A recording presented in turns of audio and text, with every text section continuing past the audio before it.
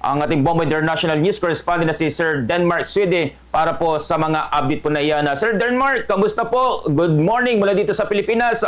At ano na po ba ang update at sino po yung mga suspect doon mismo sa paumaril po na yan?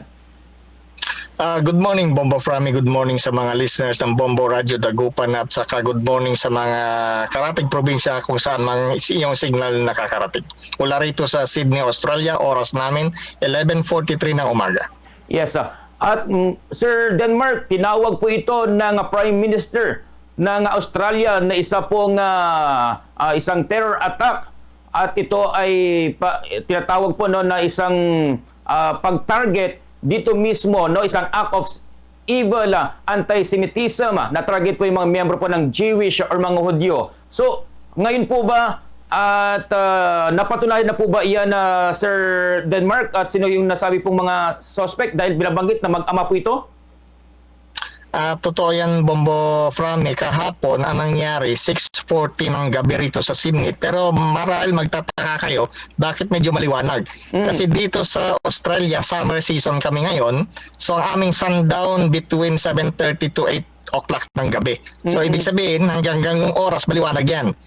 So, mayroong celebration kahapon.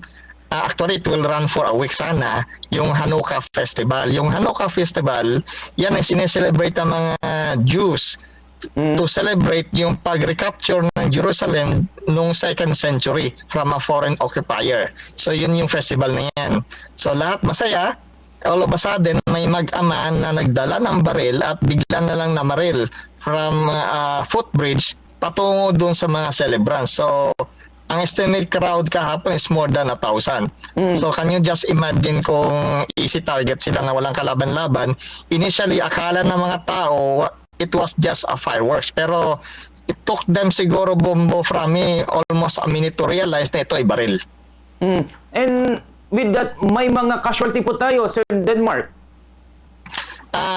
May mga casualty, Bombo Frami. Paliwanag ko lang saglit kung bakit hindi kaagad nila na-realize na baril. Kasi dito sa Australia, the last mass shooting incident in that scale was in 1996 na kung saan doon sa state of Tasmania mayroong namaril at 35 na kataong namatay. Simula noon ay naging mahigpit yung pagdala at pagmamayari ng baril dito. Actually, tuwing mayroong mass shooting sa Amerika, lagi tinatanong ng Amerikano bakit hindi tayo matulad sa Australia na tahimik. So simula noong 1996 nagkaroon ng buyback program ang gobyerno at binayaran ang mga may-ari ng baril. So ngayon, kung ikaw ay may nagmamayari ng baril, yan ay nakalock sa bahay mo at ang susi or ang kombinasyon ng lock, ikaw lang nakakaalam. So ganun kahigpit, Bombo Frami, hindi kami sanay na may nakikakita ng binabaril. Actually, sa 19 years ko rito sa hospital, hindi pa ako nakakita ng gunshot wound. Okay. So, sir, no, so sa nangyari po na yan, nakilala na po yung pong mag-ama na po na ito na positive at paano po ba nakuha nila ito at meron pa ba silang mga sabi nila ay hate dito sa mga Jewish people dahil sa nangyari po, Sir Denmark?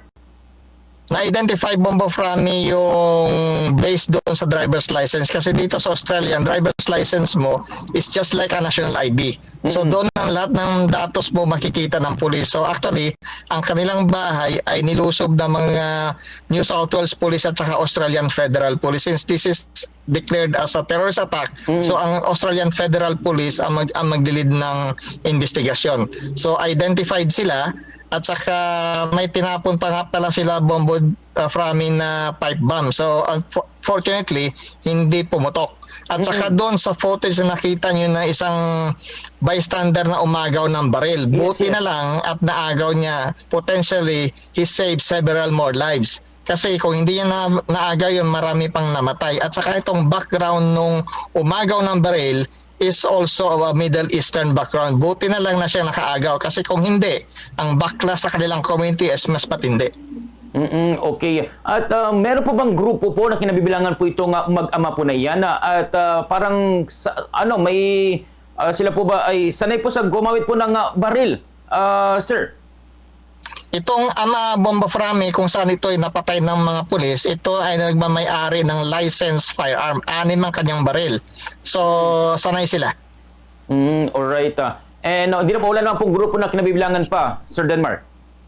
Hindi pa na-establish po, Franny, pero apparently, according to police report, itong anak ay nasa radar na ng Australian intelligence.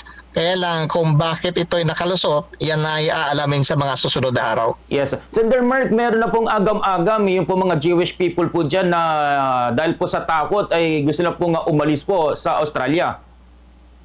Natural reaction yan, Bombo Frami. Kaya lang yung base sa kung nakikita natin sa buong mundo, yung mga attack sa Europe, sa Amerika, mas nakakatakot yan doon eh. Kaya lang yung opinion ko nga dati, sabi ko sa isip ko lang, ang Australia hindi ginagalaw, medyo mas nakakatakot ang katahimikan. Yes. It's just a matter of when, it's not a question of if. Nangyari yan yung aming kinakatakutan.